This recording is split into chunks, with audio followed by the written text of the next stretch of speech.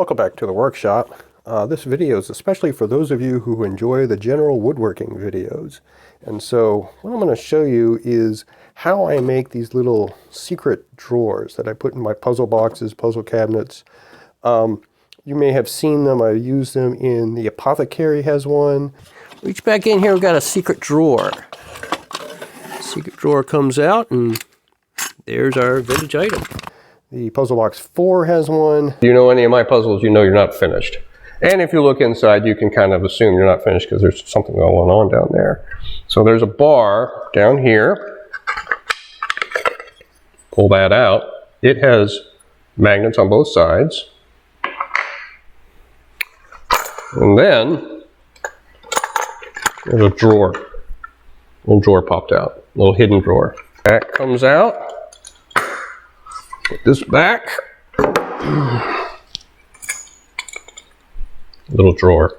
As I put a little slot in the back, pull that, and the whole thing comes out. So what you see is this thing. Now way in the back, I have the secret drawers, just like on the secretary that I talked about, or the desk and bookcase. Now, secret drawers on mine have a string. This is one that I recently made for my current project, Puzzle Box 8. So it's very simple. What you do is you just make a box. This one's got dovetails on it, but you can also do them just butt joints or whatever you want to do. The key part that I'm going to show you is how to get this handle in. For me, this is a little piece of string. If you look at these from the 18th, 19th century, you'll find that they just have a hole left because the rope is gone, or they might have a little silk ribbon or cotton ribbon. On ones that I've conserved, I put mylar on in a reversible fashion, so you can pull it out with the mylar. There's just different ways you can do it. So for this example, I will use the string and show you how I do it. So I'm not going to go through the process of making the box. I've done that before. The portable work desk. I made some little boxes for that, so you can refer to that video if you want more information on that. It's just a simple box drawer type thing. What we're going to do is we're going to use this piece of poplar. It's very similar in size, and it's just scrap from a piece that I used for the backboard. And we're going to use that as if it was the face of our drawer. Now, the reason you would want to have something like this to pull it out, because maybe the drawer, it's usually a secret or a hidden drawer, so it's in a spot where it's not going to be immediately obvious, and you might have to reach around to find it. The one in the Apothecary is completely hidden from view. You have to know where it is and be able to reach in and pull it out. So you got to have something, you know, to move it with. And sometimes just simply putting a knob or something on it is not possible because there's not enough space in its location for it to have anything more than like a ribbon or a string. So that's the reason for having a string. It's just an easier way of pulling it without taking up more room on the drawer. So we're going to use this piece of wood as our example.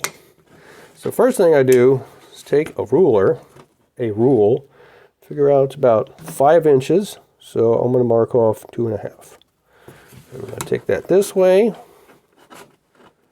That's about 2 inches. That's generally showing me where the middle of the piece is. And you don't have to have it right in the middle. I mean, there's nothing that says it has to be dead set in the middle, because remember, this is a secret drawer, so it's not going to be a visible decorative drawer. All right, next thing I'm going to do is get an awl. This just kind of helps me to start my hole for the drill. There we go.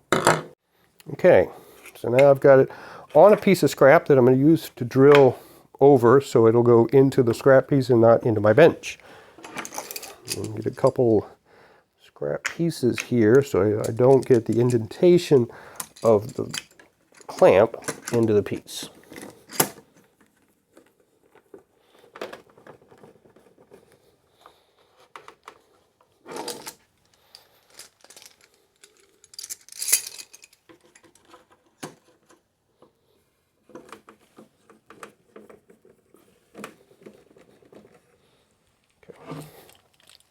You could use a power drill, you could use anything, you could use a drill press, but you know me, I like to use these older tools.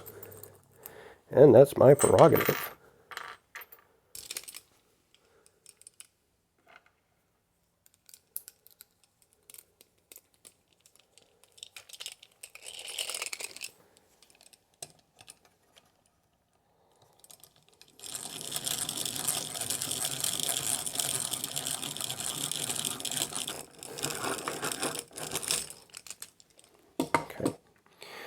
Now, I don't know what size that drill bit is, but I have found it really does better with at least a 3/16. This is a Cleveland carbon steel drill set that I got from a friend of mine who was downsizing his collection of tools.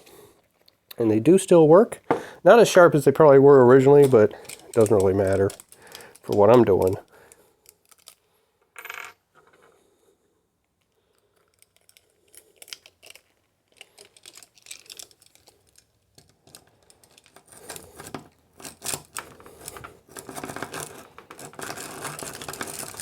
Now the size of your hole mainly depends on the type of string that you'll be using, or cord or cable or whatever you're going to use.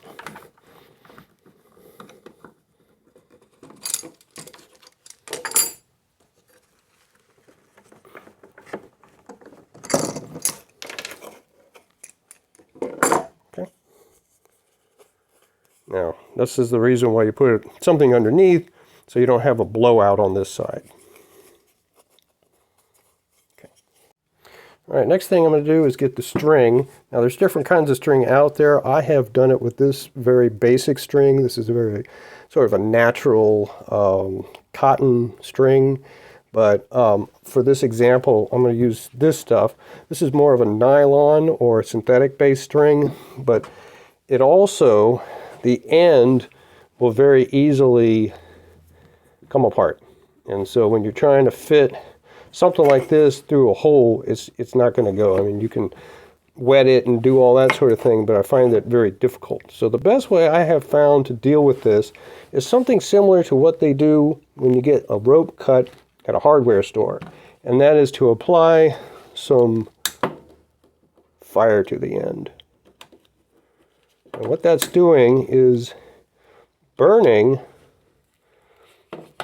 the ends, and that sort of synthetic ends, getting that, making them a little hard.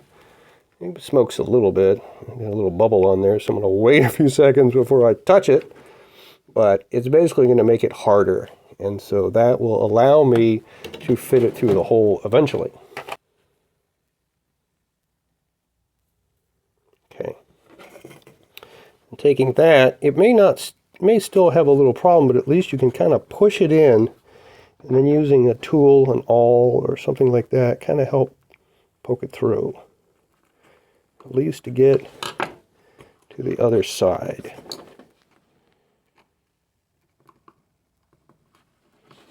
There we go. So now that it's on this side, I'm going to go ahead and start knotting it.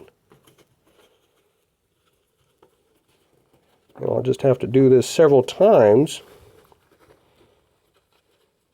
There we go. I do it 2 or 3 times.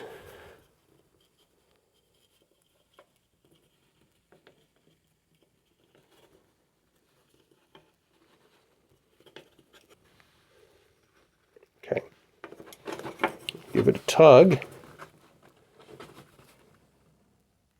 It's probably not going to come back through, but I might do one more time, just to be sure. I mean, you're not going to be like forcing this thing out.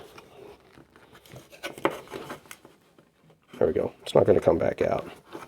Now you can cut more of this off and burn it down, or just leave it the way it is. And then on this other end, you can make it as long or short as you want and cut it off later. I'm going to go ahead, get that where I want it. There we go. It's a little hot, but no worse than working with a hot gun. if you've worked with hot guns before, you know that touching those things, those are really hot. So we don't need this to be too, there we go, right there. There's no rule as to how far out this sticks, but depending on where it's going, you may not want too long of a cord.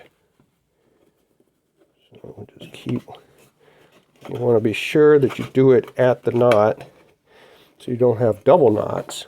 Kind of, you're trying to make a knob here, not a rope ladder.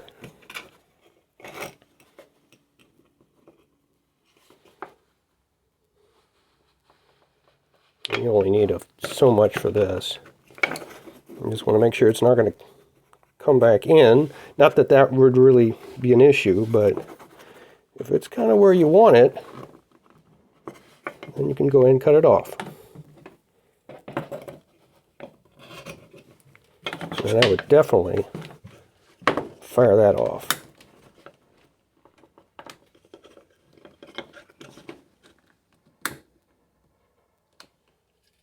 And let that cool off. And so it's not coming back through. And that's pretty much how you do it.